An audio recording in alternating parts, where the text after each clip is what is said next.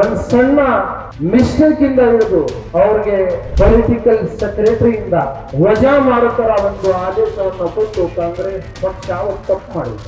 ಕಾಂಗ್ರೆಸ್ಗೆ ಪಕ್ಷಕ್ಕೆ ವೋಟ್ ಹಾಕೋದು ಏನ್ ಮಾಡೋದು ಅದನ್ನ ಬಿಟ್ಬಿಟ್ಟು ಏನ್ ಮುಸ್ಲಿಂ ಮುಖಂಡರ ಇದೆ ಅವ್ರ ಮೇಲೆನೆ ಮತ್ತೆ ಆಕ್ಷನ್ ತಗೊಳ್ತಾ ಇದೆ.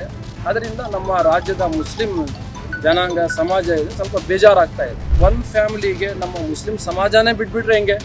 ಇದೊಂದು ನಮಗೆ ದುಃಖ ಇತ್ತು. ಅದರಿಂದ ಇವತ್ತೊಂದು ರಜೆ ಮಾಡಿದ್ದೀವಿ. ನಮ್ಮ ನಾಯಕರಾದ ಜಮೀರ್ ಅಹಮದ್ ಅವರು ಅಷ್ಟೇ, ಇವರೆಲ್ಲರೂ ಪಾರ್ಟಿಗೆ ದುಡ್ದಿರೋರು, ಪಾರ್ಟಿಗೆ ಇವ್ರಿಂದ ಜಾಸ್ತಿ ಬೆನಿಫಿಟ್ ಇದೆ. ಇಂಥ ಮುಖಂಡರಿಗೆ ನೀವು ಪಾರ್ಟಿಯಿಂದ ವಜಾ ಮಾಡಿದರೆ ಮುಂದಿನ ದಿನಗಳಲ್ಲಿ ಏನಾಗುತ್ತೆ ಅಂತ ನೀವೇ ಆಲೋಚನೆ ಮಾಡಬೇಕು. ಸ್ವಲ್ಪ ಅವ್ರಿಗೆ ಏನ್ ಗೊತ್ತಿತ್ತು ಏನಿತ್ತು ಅಲ್ಲಿ ಪ್ರಚಾರ ಮಾಡೋಕ್ಕೆ ಹೋಗ್ಲಿಲ್ಲ. ಕಾಂಗ್ರೆಸ್ಗೆ ನಮ್ಮ ಸಮಾಜದವರು ವೋಟೇ ಹಾಕಿಲ್ಲ ಅಂದ್ರೆ, ನೀವು ಅಧಿಕಾರಕ್ಕೆ ಬರ್ದಿಲ್ಲ ಇದ್ರೆ ಪಾರ್ಟಿ ಏನು ಸಿದ್ಧಾಂತ ಏನು ನೀವು ತೆಗೆದುಬೇಕಾಗುತ್ತೆ. ಇವತ್ತೊಂದು ದಿವಸ ನಮ್ಮ ಕೋಲಾರ ಜಿಲ್ಲೆ ಮುಖಂಡರು ಮತ್ತು ಉಲಮಗಳೆಲ್ಲ ಇಲ್ಲಿ ಸೇರಿ ಇವಾಗ ಏನು ನಮ್ಮ ರಾಜ್ಯ ಸರ್ಕಾರದಲ್ಲಿ ಏನು ಬೆಳವಣಿಗೆ ನಡೀತಾ ಇದೆ ಅದರ ಬಗ್ಗೆ ಚರ್ಚೆ ಮಾಡಿದ್ದೀವಿ. ಎಲ್ಲ ಮಾತುಗಳು ನಮ್ಮ ಉಲಮಗಳ ಮುಖಾಂತರ ಎಲ್ಲ ನಮ್ಮ ಜನತೆಗೆ ಮುಂದೆ ಬಂದಿದೆ. ಇದು ನಮ್ಮ ದಾವಣಗೆರೆ ಉಪಚುನಾವಣೆ ಆಗಲಿ ಮತ್ತು ಬಾಗಲಕೋಟೆ ಉಪಚುನಾವಣೆ ಆಗಲಿ, ಅದರಲ್ಲಿ ನಮ್ಮ ನಸೀರ್ ಅಹಮದ್ ಸಾಹೇಬರಿಗೆ ಬಾಗಲಕೋಟೆಗೆ ಹಾಕಿದ್ರು. ಅಲ್ಲಿ ಅವರು 10 ದಿವಸ 8 ದಿವಸ ಏನು ಕೆಲಸ ಮಾಡಿದ್ದಾರೆ. ಪಾರ್ಟಿ ಏನು ವರ್ಕ್ ಅವ್ರಿಗೆ ಕೊಟ್ಟಿದೆ ಅದು ಮಾಡಿದ್ದಾರೆ ಅವರು. ಇವೊಂದು ದಾವಣಗೆರೆ ಸೌತ್ಗೆ ಅವರು ಹೋಗಲಿಲ್ಲ. ಅದಕ್ಕೆ ಮುಂಚೆ ನಮ್ಮ ಮುಸ್ಲಿಂ ಮುಖಂಡರು ಮತ್ತು ಉಲಮ ನಮ್ಮ ಕಾಂಗ್ರೆಸ್ ಸರ್ಕಾರಕ್ಕೆ ಅವರು ಮುಖಂಡರಿಗೆ ಹೈಕಮಾಂಡ್ಗೆಲ್ಲ ಒಂದು ಕೇಳಿದ್ದಾರೆ ಅಲ್ಲಿ ಮುಸ್ಲಿಂ ಕ್ಯಾಂಡಿಡೇಟ್ನ ನೀಡಿ ಅಂತ. ಯಾಕಂದರೆ ಅಲ್ಲಿ 80,000 ನಮ್ಮ ವೋಟರ್ಸ್ ಇದ್ದಾರೆ, ಮುಸ್ಲಿಂ ವೋಟರ್ಸು. 30 ವರ್ಷ ಇನ್ನು ಮುಂಚೆ ಜಾಸ್ತಿ ವರ್ಷಗಳಿಂದ ಹಿಂದಿನ ದಿನಗಳಿಂದ ಇವರು ಕಾಂಗ್ರೆಸ್ಗೆ ಸಮರ್ಥನೆ ಮಾಡ್ಕೊಂಡು ಬರ್ತಾ ಇದ್ದಾರೆ, ವೋಟ್ ಕರೆಕ್ಟಾಗಿ ಆಗ್ತಾ ಇದ್ದಾರೆ. ಈ ವರ್ಷ ಈ ಸಲ ನಮ್ಮ ಶಿವಶಂಕರ ಶಂಕರಪ್ಪಾಜಿ ಇದು ಧ್ಯಾಂತ ಇದ್ಮೇಲೆ ಕೇಳಿದ್ರು ಅಲ್ಲಿ ಒಂದು ಮುಸ್ಲಿಂ ಕ್ಯಾಂಡಿಡೇಟ್ನ ಕೊಡಿ ಅಂತ. ಸ್ವಾತಂತ್ರ್ಯ ಹೋರಾಟ ಒಂದು ಕಥೆಯಲ್ಲ, ಮರೆಮಾಚಿದ ಹೋರಾಟಗಳ ಅನಾವರಣ. ಭಾರತದ ಸ್ವಾತಂತ್ರ್ಯ, ಕರ್ನಾಟಕದ ಏಕೀಕರಣ ಒಂದೇ ಹೋರಾಟದ 2 ಮುಖಗಳು. ಜೈ ಹಿಂದ್, ಜಯ ಕರ್ನಾಟಕ ವಿಶೇಷಾಂಕ ಈಗಲೇ ಓದಿ ಹಂಚಿಕೊಳ್ಳಿ. ಅದಕ್ಕೆ ಹೈಕಮಾಂಡ್ ತೀರ್ಮಾನ ತಗೊಂಡಿಲ್ಲ. ಅಲ್ಲಿಂದ ವೋಟರ್ಸ್ ಏನಿದ್ದಾರೆ ಅವರು ಸ್ವಲ್ಪ ನಾರಾಜಿದ್ದಾರೆ, ಅವ್ರಿಗೆ ಗೊಂದಲಿದೆ. ಅದರಿಂದ ಅವರು ಸ್ವಲ್ಪ ಬೇರೆ ಮಾತುಗಳನ್ನ ಹೇಳ್ತಾ ಇದ್ರು. ನಾವು ಕಾಂಗ್ರೆಸ್ಗೆ ಈ ಸಲ ವೋಟ್ ಹಾಕಲ್ಲ, ಇದು ಮಾಡಲ್ಲ, ಅದು ಮಾಡಲ್ಲ ಅಂತ. ಈ ಸಂದರ್ಭದಲ್ಲಿ ನಮ್ಮ ಅನೇಕ ಮುಸ್ಲಿಂ ಮುಖಂಡರು ಅಲ್ಲಿ ಹೋಗಿ ಕ್ಯಾಂಪೇನ್ ಕೂಡ ಮಾಡಿದ್ದಾರೆ. ಮೇಜರ್ ಜಮೀರ್ ಅಹಮದ್ ಕೂಡ ಹೋಗಿದ್ದಾರೆ, ಮತ್ತು ಬೇರೆ ಸಲೀಂ ಅಹಮದ್ ಇರಲಿ, ಬೇರೆ ಇರಲಿ, ಅವರೆಲ್ಲ ಹೋಗಿದ್ದಾರೆ. ಅವ್ರಿಗೇನು ಅವ್ರ ಪಾರ್ಟಿ ಏನು ಕೆಲಸ ಕೊಟ್ಟಿದ್ದಾರೆ ಎಲ್ಲ ಮಾಡಿದ್ದಾರೆ.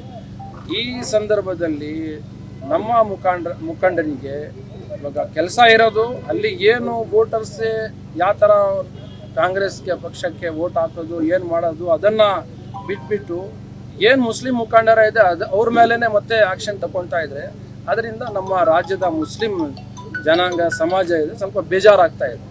ಅದೇ ಒಂದು ಮೆಸೇಜ್ ಅವರು ನಮ್ಮ ಕಾಂಗ್ರೆಸ್ ಇದು ರಾಜ್ಯದ ಸರ್ಕಾರಕ್ಕೆ ನಾವೊಂದು ತಡೆಯೋದು, ಅವ್ರಿಗೆ ತಿಳಿಸಿಕೊಳ್ಳೋದು ಏನಂದರೆ, ಇವತ್ತು ಈ ಥರ ಮಾಡಿದರೆ ಮುಂದಿನ ಚುನಾವಣೆಗಳಲ್ಲಿ ನಿಮಗೂ ಕಷ್ಟ ಆಗುತ್ತೆ. ಅವರು ಒಂದು ಸೀಟ್ ಕೇಳಿದ್ದಾರೆ, ಕಾಂಗ್ರೆಸ್ಗೆ ಬೆನಿಫಿಟ್ ಆಗಲಿ ಅಂತ ಒಂದು ಸೀಟ್ ಕೇಳಿರೋದು. 80,000 ಮುಸ್ಲಿಂ ವೋಟ್ಸ್ ಇದೆ. ಅಲ್ಲಿ ಒಂದು ಮುಸ್ಲಿಂ ಕ್ಯಾಂಡಿಡೇಟ್ ಬಂದರೆ ಮತ್ತೆ ಬರೋ ಚುನಾವಣೆಯಲ್ಲಿ ಮುಸ್ಲಿಮ್ಸ್ ಓಟು ಮತ್ತೆ ಕಾಂಗ್ರೆಸ್ಗೆ ಬರುತ್ತೆ ಅಂತ ಅವ್ರು ಕೇಳಿದ್ದಾರೆ. ಅದರ ಉಲ್ಟಾ ಅವರು ಕಾಂಗ್ರೆಸ್ಗೆ ಒಂದೇ ಫ್ಯಾಮ್ಲಿದು ಆ ಫ್ಯಾಮ್ಲಿ ವಿರುದ್ಧ ಏನಿಲ್ಲ, ನಮಗೆ ಅದು ಫ್ಯಾಮ್ಲಿ ವಿರುದ್ಧ ಏನಿಲ್ಲ. ಒಂದು ಮಾತು ಹೇಳಿಲ್ಲ ಅಂದರೆ ಒಂದು ಫ್ಯಾಮಿಲಿಗೆ ನಮ್ಮ ಮುಸ್ಲಿಂ ಸಮಾಜನೇ ಬಿಟ್ಬಿಟ್ರೆ ಹೆಂಗೆ? ಇದೊಂದು ನಮಗೆ ದುಃಖ ಇತ್ತು. ಅದರಿಂದ ಇವತ್ತೊಂದು ರಜೆ ಮಾಡಿದ್ದೀವಿ. ಜನ ಎಲ್ಲ ಇಲ್ಲಿ ಸೇರಿದ್ದಾರೆ. ಅದೇ ಒಂದು ಮೆಸೇಜ್ ನಾವು ಗೌರ್ಮೆಂಟ್ಗೆ, ನಮ್ಮ ಸರ್ಕಾರಕ್ಕೆ, ರಾಜ್ಯ ಸರ್ಕಾರಕ್ಕೆ ಎಲ್ಲ ಮಾಡ್ತಾ ಇದ್ದೀವಿ. ಇದೇ ರೀತಿ ಇದ್ದರೆ ನೀವು ಪಾರ್ಟಿಯಿಂದ ಅವ್ರಿಗೆ ವಜಾ ಇದು ಪೊಲಿಟಿಕಲ್ ಸೆಕ್ರೆಟರಿ ಹುದ್ದೆಯಿಂದ ಏನು ನೀವು ವಜಾ ಮಾಡಿದ್ದೀರಿ, ಇದೇ ರೀತಿ ನೀವು ಕಂಟಿನ್ಯೂ ಮಾಡಿದರೆ ಮತ್ತೆ ನಾವು ಏನು ಕಂಟಿನ್ಯೂ ಮಾಡೋದು, ಏನು ಮಾಡಬೇಕು ಅದು ನಾವು ಮುಖಂಡರು ಮತ್ತು ಉಲಮಗಳು ಏನು ತೀರ್ಮಾನ ತಗೊಂಡು ಮಾಡಬೇಕು ಅದು ಮಾಡ್ತೀವಿ. ನೀವು ಇಲ್ಲ, ನಸೀರ್ ಅಹಮದ್ ಒಬ್ಬರೇ ಅಂತಿಲ್ಲ, ಅಬ್ದುಲ್ ಜಬ್ಬಾರ್ ಅವರು ಅಷ್ಟೇ, ನಮ್ಮ ನಾಯಕರಾದ ಜಮೀರ್ ಅಹಮದ್ ಅವರು ಅಷ್ಟೇ, ಇವರೆಲ್ಲರೂ ಪಾರ್ಟಿಗೆ ದುಡ್ದಿರೋರು, ಪಾರ್ಟಿಗೆ ಇವ್ರಿಂದ ಜಾಸ್ತಿ ಬೆನಿಫಿಟ್ ಇದೆ. ಇಂಥ ಮುಖಂಡರಿಗೆ ನೀವು ಪಾರ್ಟಿಯಿಂದ ವಜಾ ಮಾಡಿದರೆ ಮುಂದಿನ ದಿನಗಳಲ್ಲಿ ಏನಾಗುತ್ತೆ ಅಂತ ನೀವೇ ಆಲೋಚನೆ ಮಾಡಬೇಕು, ಮತ್ತು ಪಾರ್ಟಿಯವರೇ ಆಲೋಚನೆ ಮಾಡಬೇಕು ಏನಾಗುತ್ತೆ ಅಂತ. ನಿಮ್ಮೆಲ್ಲ ಒಗ್ಗಟ್ಟಿದೆಯಾ ಸರ್ ಅದು? ಆ ಒಗ್ಗಟ್ಟಿರೋಕ್ಕೆ ಇಲ್ಲಿ ಎಲ್ಲರೂ ಸೇರಿದ್ರು. ಮತ್ತು ಇದಕ್ಕೆಲ್ಲ ಕಾರಣ ಆಗಿದ್ದೆ ನಿಮ್ಮ ಶಿವಾಜಿನಗರ ಎಂದೇ ಯಾವುದೇ ಹೈಕಮಾಂಡ್ಗೆ ದೂರು ಕೊಟ್ಟಿತ್ತು? ಇಲ್ಲ, ನೀವು ಹೇಳ್ತಾ ಇದ್ರಿ ಸಲೀಂ ಅಹಮದ್ ಮತ್ತು ಯಾರೋ ರಿಜ್ವಾನ್ ಅರ್ಷಾದ್ ಅವರು ಅವ್ರಿಗೆ ದೂರನ್ನ ಕೊಟ್ಟಿದ್ದಾರೆ ಅಂತ ನೀವು ಹೇಳ್ತಾ ಇದ್ದೀರಿ. ನೋಡಿ, ಇವರೆಲ್ಲ ಜೊತೆಯಲ್ಲಿ ಇರೋದು, ಇವರ ಏನು ಗೊಂದಲೇ ಇಲ್ಲ ಇವ್ರ ಮಧ್ಯದಲ್ಲಿ.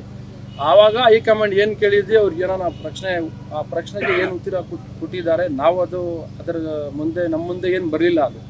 ಆದರೆ ಎಲ್ಲರೂ ನಾವು ಒಗ್ಗಟ್ಟಾಗಿ ಇಬ್ಬರು ಮೂವರು ಎಲ್ಲ ಬೇರೆ ಮಾತಾಡಿದರೆ ಅದನ್ನು ನಮ್ಮ ಜನ ಎಲ್ಲ ಓಟ್ ಕೊಡೋದು. ಏನು ರಿಜ್ವಾನ್ ಅರ್ಷಾದ್ ಸಾಹೇಬರಾಗಲಿ ಮತ್ತು ಸಲೀಂ ಅಹಮದ್ ಸಾಹೇಬರಾಗಲಿ ಅವರು ಇಬ್ಬರು ಓಟಿಂದ ಏನು ಕಾಂಗ್ರೆಸ್ ಅಧಿಕಾರಕ್ಕೆ ಬರೋದಿಲ್ಲ. ಜನತಾ ಓಟ್ ಮಾಡೋದು, ಈ ರಾಜ್ಯದ ಪ್ರಜಾ ಓಟ್ ಮಾಡೋದು. ಅದಕ್ಕೆ ಅವ್ರು ನೋಡ್ಕೋಬೇಕು ಈ ಥರ ಮುಂದಿನ ದಿನಗಳಲ್ಲಿ ಏನಾಗುತ್ತೆ ಅಂತ. ನಮ್ಮ ರಾಜ್ಯದ ಸರ್ಕಾರ, ಕಾಂಗ್ರೆಸ್ ಸರ್ಕಾರ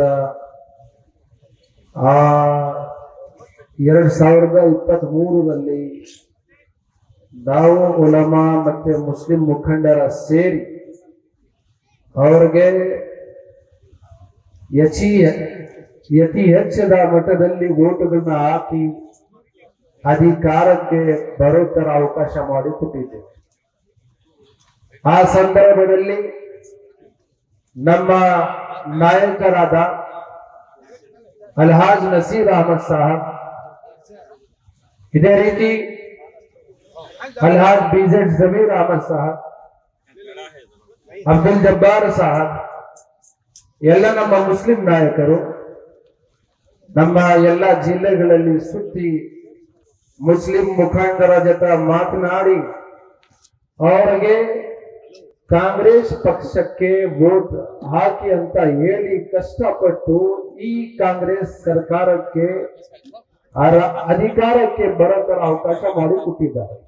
ಇವಾಗ ಏನು ಬೈ ಎಲೆಕ್ಷನ್ ಆಗಿದೆ, ಉಪಚುನಾವಣೆ, ಬಾಗಲಕೋಟೆ ಆಗಲಿ ದಾವಣಗೆರೆ ಸೌತ್ ಆಗಲಿ, ಈ 2 ಭಾಗಗಳಲ್ಲಿ ಏನು ಉಪಚುನಾವಣೆ ನಡೆದಿದೆ ಅದರಲ್ಲಿ ಕೂಡ ಕಾಂಗ್ರೆಸ್ಗೆ ಬೆನಿಫಿಟ್ ಆಗಿತರ ನಮ್ಮ ಉಲಮಾ ಮತ್ತೆ ಕಾಂಗ್ರೆಸ್ ಮುಸ್ಲಿಂ ನಾಯಕರು ಪಾರ್ಟಿಗೆ ಪಕ್ಷಕ್ಕೆ ಒಳ್ಳೇದಾಗ್ಲಿ ಅಂತ, ಬೆನಿಫಿಟ್ ಆಗ್ಲಿ ಅಂತ ದಾವಣಗೆರೆ ಸೌತ್ಗೆ ಮುಸ್ಲಿಂ ಕ್ಯಾಂಡಿಡೇಟ್ ನ ಹಾಕಿ ಕೇಳಿದ್ದಾರೆ.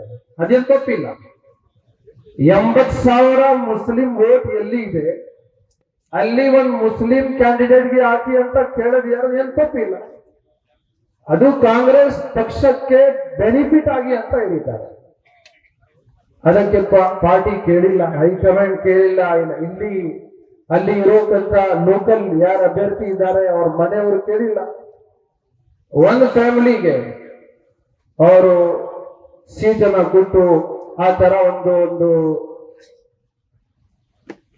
ಫೈಸಲೆ ಮಾಡಿ ಒಂದೇ ಫ್ಯಾಮಿಲಿಗೆ ಕಾಂಗ್ರೆಸ್ ಅಲ್ಲಿ ಬೆಳೆಯೋಕಂತ ಅವಕಾಶ ಮಾಡಿ ಕೊಟ್ಟು ಬರ್ತಾ ಇದ್ದಾರೆ.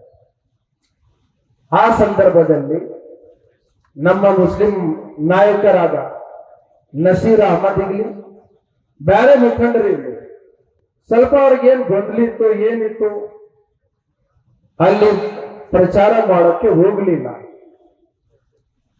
ಇಷ್ಟು ಸಣ್ಣ ಒಂದು